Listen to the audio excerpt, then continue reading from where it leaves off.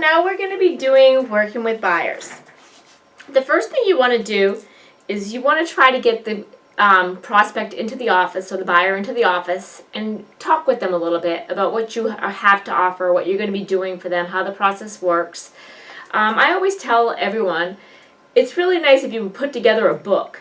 Things maybe on maybe a copy of a contract, a copy of the lead base with the brochure, just houses that they might be interested in. I mean, just something, a book to give them after you're talking to them. Just some things about the mortgages, about different how title works.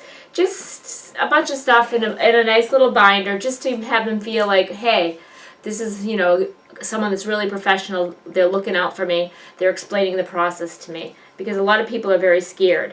When we left the other area that we just did with servicing the listing and doing open houses, there was an area where it says a thing for the buyer that can kind of show them where you are at the step in the transaction.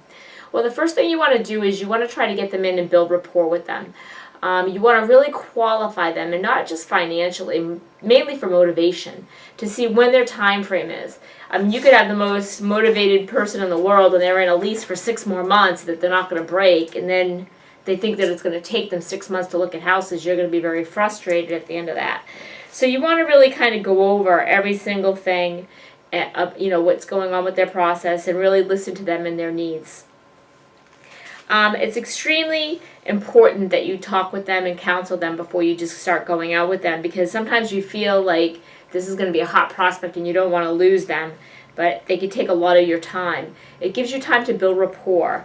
If you're inexperienced, then you may feel that people do not want to divulge their information, but to the contrary, you want to make sure that they don't get into something that they can't close on and something that they don't feel comfortable with. So knowing as much information up front is very important. You may feel, hey, if I have them in and counsel them and talk to them a little bit, it might be time consuming, but it's more time consuming just running out with people and not having any direction. The buyers that you really want to work with, the best buyers, the number one best buyer is the buyer that you've sold their listing. Then you have, you're going to be selling them another house, so you have 2 transactions that are going to be riding on that. Another great buyer is your buyer that's transferred here, because they have to move. And I think that first-time home buyers are extremely easy and wonderful to work with. They're really exciting. It's really nice finding them a house. They're so sweet, and actually they're probably my favorite ones to work with, because they're so appreciative, they're so happy and so excited. So you want to make sure when you work in a buyer lead that you look back into when to call them. If they're someone that's really motivated, you want to call them and you don't want them out of your sight. So you want to stay with them until you can find them the property that they like. In this system that I have, there's all kinds of different questionnaires and things that you can do and how to tour them. There's a lot of different methods, and you'll become really more comfortable with that. Usually show them anywhere from 3 to 4 homes if you can possibly do that. Or if you just, after you've shown them and there's nothing on the available, you may show them one, run out to 1 or whatever. But I like the first showing to be 3, usually 4 maybe, just because it's really good to get out with that amount of properties, so when you can get a little feel before you really kind of focus in for them. You can see if they hate everything you're showing them, then you can kind of regroup and you get a little feel for them after the first time out, or I always do. So I think that once you've shown them property for the first time, you really kind of get in tune with what they're looking at, because even if they say they don't want to do any work, you'd be surprised, some things may be more original and they think it's fine because it's clean. So you really kind of want to see where their thinking is, and showing them some good property is really important. Also, after you take them out once, you may want to start to preview a few things and look at it prior to save some time. And just if they don't like something, then kind of you can weed that out. Now, some of these systems have been in place for a long time, so we have a lot of things that we can kind of preview on the computer now. There's so many pictures, so you can go through all those pictures. A lot of times it says have them come in and show them sheets or whatever, but a lot of people have done this already when they get to you. I left the book intact the way, a lot of things it used to be, so you can kind of read through it and get more information. But a lot of people are going to call you and they've already gone through the computer. They've already got 3 or 4 houses they want to see. So you always want to ask them when they're on the phone, was there anything else that caught your interest? The reason you want to do this is because a lot of times they just make phone calls to other agencies and there's nobody that ever calls them back. 90% of the time, they won't even get a call back for days. Some people never call back. Some people call back 4 hours later. So you always want to try to answer your phone unless you're on an appointment. And then if not, then you call them back as soon as you finish. And ask them if you can make it easy for them. Because if they're calling and doing all this work, say, are you working with an agent? If they say yes, say, well, that's a little bit surprising because usually I do all these things for my client. Are you happy with them? And if they say, well, not really, I'm doing a lot of work, then say, usually I do all of this stuff for my clients. So why don't you come in and we can talk a little bit and maybe you might want to go in a different direction and just see what they say. Or if they're not working with anybody, then you really want to start getting with them and start, try to get a rapport, a counseling session, get them with your lender so you're ready to go. You want to work with buyers that are going to be buying within the next 2 to 4 weeks. If possible. I mean, sometimes I might have a first-time home buyer, and it might be a little bit longer than that. But if you can, try to work with people that really need to make a decision. They're out of their lease in 2 months. They have to be transferred here in 30 days or 90 days or whatever it is. But trying to really kind of see where those people are. Preview properties for, you want to preview at least 5 hours a week. You want to know what's going on, especially, like I said, if you're doing an open house, or if you have a buyer, try to eliminate some of the properties before you have to really actually physically show them to them if it's not going to meet their criteria. Always follow up on your leads like we talked before. Call back your buyers every day. See if you can get them in, see if they've seen anything. You can actually add them on a drip campaign. Better off is you add yourself to a drip campaign and then you send it to them afterwards. This way you'll know what's going on. You could actually CC yourself too. So either way. You can pre-qualify. You want to pre-qualify everybody for financially, but not only financially, motivation. When people are in a lease and they won't break it, or they just aren't going to be moving here for a year, you got to know all these things. You want to always track what you're doing, see how many showings it's taking you, see how many people that you have to show to get a contract. You want to always try to get people to commit to you. We have a buyer broker form. I would suggest that you try to start to use this and incorporate this in your business. You don't have to take any money up front. Just have them commit to you and say, I do a lot of work for my clients. And this could come up after, showing them for a little bit. You may want to get comfortable. But if you can do this and try to get into a good habit of trying to have them commit to you like a listing would, it's always a great thing. So, you want to have standards, and you want to make sure that the people are cooperative. They're ready and willing to get pre-approved and pre-qualified. But even if they come to you pre-qualified, you want them to be open to talking to your lender, just so you can have another opinion. I told you earlier, most lenders are horrible, and you're going to find this out. Things don't close on time, and if they come in, they have just a relationship offline, and they're working with someone in Indiana. I mean, it's going to be a lot harder than getting Shane to talk to them. Tell them that there's no commitment. But my lender usually saves you thousands of dollars, and he's usually a lot faster. And I know that if he does it, it's going to be a better situation. So if you don't want to use him, that's fine too. And we can always he'll have your information, and so you could shop 3 people without having your credit having it affect your credit. So why don't you just talk to him and see what happens and just get an opinion. And then he also has things for new home buyers. So if you are a new home buyer, you can get $7,000 to help towards your closing costs. So, and down payment. So open this up to learn, about what you can do. You want to make sure that they shop in the area that you're comfortable in. You don't want to be out in Miami or up in Orlando.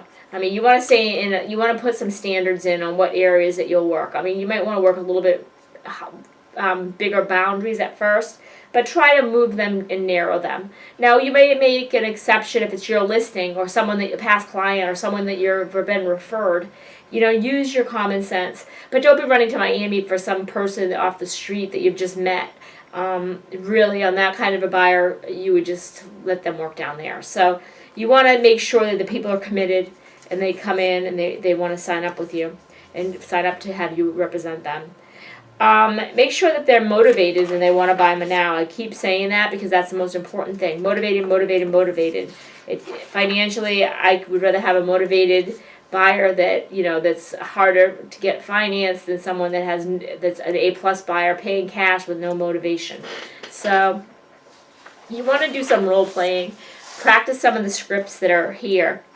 I have a service agreement for buyers. This could go into that booklet that I'm saying put together, maybe with some street maps, the areas they're looking in, and you could add information if you give them a little binder as you're looking, as you want to add some MLSs in, have them keep the properties that they're interested or have some interest in, and give them a copy of the MLS form, the buyer printout, so they have that. This is just all the things that we do as a realtor for a buyer. So it's nice to share that with them, and this is a good thing you can go into and then close them onto signing up with you. So once you get comfortable, revisit this a few times and try to get your business a better place. You may start out being a little bit more lenient, but like I said, you want to really kind of sharpen up and make sure people that you're not wasting your Saturday when you have children out showing property to people that never buy from you. So you don't mind doing the work, but you want to make sure people are committed as you're committed. There's 11 common questions and objections with a sign call and ad calls. I really would like for you to read through these, practice them, internalize them. You'll see they all go back, they answer a question and then ask another question. So they say, where is the property located? And then the answer would be, the property is located in the area of Oakland Park. And are you familiar with this area? Yes, wonderful. And is this the area that you're looking to move into? So you always want to keep asking them questions to engage. So there's a bunch of these. Read them, get used to them. There's 11 of them. And another question is, will they sell FHA or VA? And then you can say, most sellers are open to several ways of financing. So have you been pre-qualified for an FHA or VA loan? And I just made that up. That's not even here. But you understand what I'm saying. You want to answer them back with a question to open them up. The key with questions is to open people up to try to get them to work with you. So the more answers that you have and the more things that you go through and the more you know scripts, you'll just start to internalize, where things will just start to roll off your tongue and you'll get comfortable. Here's a script about a hot market and a slow market. So if you're in a hot market, there's things that you can say, and a slow market. So read those, practice those, so you can get people to be able to educate them to make a decision. And this is also other things that they say. Well, we have our own lender. I appreciate that. Do you have a written pre-qualification and approval? What is their name? Can you tell them that I'm going to be giving them a call? And also, it's important to have a second opinion. So what I usually do, since our lender has, we give him tons of business, and he gives us an honest opinion, and usually saves people a lot of money. I have him call you and see if he can save you any money, and then that way you can either decide whether you might want to use him, or you have another lender and you've talked to a few people. I highly recommend that you talk to a couple people, because everybody has way different products, and he could save you, like I said, a few $1,000s. So, that's the way you want to talk to people. But there's all kinds of other stuff on there that you can kind of go through. Setting the appointment and asking questions. This is a questionnaire that, when you're talking to someone, that you want to just ask them. So the first thing in here is, John, how long have you been looking for a home? Oh, wonderful. And how soon do you have to be moved into your new home? So then you'll know if they have a lease. Oh, well, I'm in a lease for 3 months. Oh, good for you. But then oh, great. So then you can start sending him maybe a drip campaign or something in that way, or you might send him some properties, but you probably aren't going to want to start working with him for I would say, well, 3 months isn't that bad, because even if they found something, they could probably give notice. But if it's 6 months, then you'd want to probably start like a 3-month period. Because then if, they find something, it takes a month or two to close, and then, so you're right there. So, and it might take a month to find something if it's not on the market, because we are in a hard market to find property. So, you kind of can keep that into consideration. And then you ask, how many homes have you seen? And well, I haven't seen any. Okay, and then if they have, then say, are there any homes that you have seen that you're interested in? Because sometimes another agent has shown them a house and they still want to go back there. So that'll give you an answer to that. And then you ask, are you working with any other agents? So if if they're working with one or two, you may want to get involved or may not want to get involved. And what price range are you working in? And what kind of down payment will you be investing? And I'd love to help you buy a home. Are you aware that it could take 1 to 2 months in this market to find a house and buy it? And so I was wondering, when do you think you want to be settled into your new house? Fortunately, to get you there, all we need to do is set an appointment. And from there, what you want to do is, this is what the process that has been taught in the past. From there, I would really kind of probably go more into what they're looking for if they decide they want to come in. Or you can have them come in the office and go into that. So we have a complete consultation thing, which is here. And then you just kind of go over a consultation with them, exactly what they're trying to accomplish. So when they get in, you could either do this on the telephone, and it's a great questionnaire, or you can do this in person and have them come in and start your report and close them to work with you. That's probably the best system, to sit down with them, go over intensively what they want to find, go over your services as a realtor, close them to sign a buyer brokerage agreement. And that could be something that you work on down the road, and most people aren't doing that. So they may say, well, why do we have to sign a brokerage agreement? I've looked with other realtors and I don't have to do that. But then, you can make a decision whether you want to work with them or not. And usually when you're getting a little bit busier, you'll be a little bit more selective. But this is what you can do on the telephone, is fill this out. And basically what you do is you fill out all their information, and then you can add this into your system as someone that's in your sphere of influence, because once you've met them, whether they buy or not, you can now hook up with them on all your social media, add them to your circle, and then start working, and hopefully they become your client for life. So, and then the first question is, what's important for you about finding a home at this time? Well, we have a job transfer, or we're getting another baby, so whatever that is. And then you ask them, can you please describe the perfect house for you, or your dream house, and let them describe that. And if we found you the perfect home, what would be the most you're going to be willing to pay for that? And what areas are you interested in? What is your first, second, and third areas? That broadens your range of homes, so you're not so stuck in one area. And what's important to you about each of those areas? And how soon do you have to be moved in? What questions or concerns do you have that I can answer? How much home shopping have you done so far?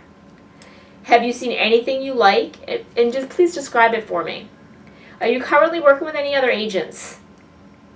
And then you want to ask that, like, you currently working with any other agents? If you're in person, you can do it like that, but you may even get in the habit of just saying no. And if you want them to answer no, you start getting in the habit of making those gestures. And then it gives a criteria. So you want to fill out all the criteria and things that they're looking for. And their financial. Have you talked with a loan officer? And how much are you looking to put for your down payment max? And what is the most that you want for your monthly payment? Are there any other purchase or borrowers that you're going to have to add to your loan? And when you see a home you like, how long is it going to take you to make an offer on that? And how many homes do you need to see before you think you can make a decision? If we found you the right home today, are you ready to purchase it today? And how can I reach you as quickly as possible if we find the right price, the right house? Because the way that things are selling right now, I'd like to get you out there immediately. And are there any other questions or concerns that you have about buying a new home? So you can see, you'll know a lot more than the average realtor.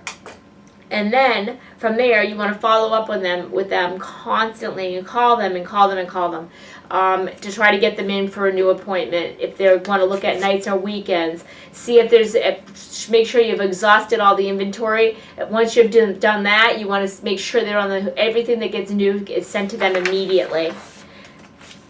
And then there's just some things on how you can try to get them motivated to get going. And then there's also a script about how to warm up lukewarm buyers. So that's good to have. Then there's some common buyer objections that you can read through.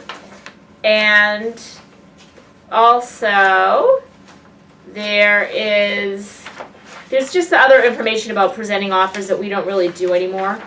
We used to kind of sit with the people and present offers. We don't really do that. You just send that out to the agent. Another thing with a buyer that you want to do when you're sending your contract out to an agent is you want to put together or have the buyer write for you a little story on why they love the house. And this persuades people a lot to take the offer. So you want to get a strong offer with a good down payment, because this is important, and if there's multiple offers, or even if there aren't multiple offers, to get them more receptive to yours, have the buyer write a little thing about why they love the house, and then you add in what their jobs are, why they love the house. John is with the fire department. He's been there 12 years. He's got an extremely high credit score in the 800 range. His wife Sally is a nurse. They've been in this business, she's been in that business for 10 years. She has a job at this hospital. They've been pre-qualified with Shane Turner, and he's with Supreme Lending, and he does all the loans in our office. Everybody gets through with him. He's always closing loans on time. They're going to be closing with Consumer Title, and we're excited. We look at it, this is like a 30-day closing, and we know it's going to be fast. They've got all their paperwork in with Shane, and they're ready to go. Now that's a lot better than you'll ever get from any other agent. So when you send them over the contract, make sure you put something like that in writing, send it with the contract, and get the other agent on your side immediately. Let them know they're dealing with a professional. Don't send it over with a $1,000 deposit and that's it on the contract. Make the deposit a minimum of $5,000, hopefully $10,000, or if they're working with $7,000, get $5,000 or $6,000. You want to make these contracts strong so they don't lose out to someone else that's stronger. Especially if they're going for like a low down payment loan. You want to make sure that they put in some money up front so they look like they're solid people. This is just a thing about closing for them to work with you exclusively, and that will take practice over time, and you really want to try to get people to do that. This is another thing on handling people that want to make low offers. This is a script to you can try to get the agent to let you present your own offer. It's done very rarely, but if you want to try to get over there, there's a way to do that. Then there's something on handling buyer's remorse, which happens a lot of times. So then you can kind of read through that and get comfortable with that. Now this is a nice thing that says whether you are viewing a home online, you're driving by a for sale sign, viewing an open house, seeing an ad in the paper, finding it by owner, thinking of new construction, or hearing about a home for sale, that you can help them with any of that. So you let them know that up front. Give them a bunch of your business cards so they're ready to go. And then also prepare them, say, when you're looking for a home, a lot of people jump in and give you advice, but be careful because people are trying to do the right thing a lot of times, but sometimes they can give you bad advice. The best person that's the judge of price and value and everything else is the buyer, because you're out and you're going to be comparing other properties on the market, what's available, and you're going to see that and you're going to know and feel comfortable. And when we sit down, we're going to be doing comparables just like I would do for a seller, so you can feel comfortable. And from there, the bank has to appraise the property. So you're going to have an appraisal that has to be done. So if the bank doesn't think the house is worth it, they're not going to give you the money. So you're well protected that you're not going to be paying too much or feeling like that that you could get ripped off when you buy a house. There's a lot of checks and balance systems to make sure that you feel comfortable that you're getting a good deal. And I'm going to be behind you and make sure that you're getting the best rates and financing and everything like that. So anyway, that concludes buyers. The best way with buyers is practicing. If you have any other questions on buyers, we'll handle them in the training. Read all the scripts a million times over. Go through these chapters again and again. Read and practice, chant these scripts, say them again and again and again and again until they come out of you just like breathing. And then you'll become more and more powerful, and you'll be surprised. What I found when I first started learning scripts, that I'd be at a listing appointment or a buyer's appointment and things were just coming out of my mouth and I'd be like, whoa, that was good. So that is how your career is going to start to take off. You're going to start saying things, they're going to start just flowing. And, people are like, I don't like scripts. It's too scripted. If you don't have scripts, you're going to be dead in the water. You'll never know what to say. And the scripts, the reason why I say internalize them is because they're just going to be in memory. And then they're going to flow like a normal conversation because you just know what to say. So again, I know I repeat this often, and I'm going to keep saying it to you. Know your scripts, know what to say.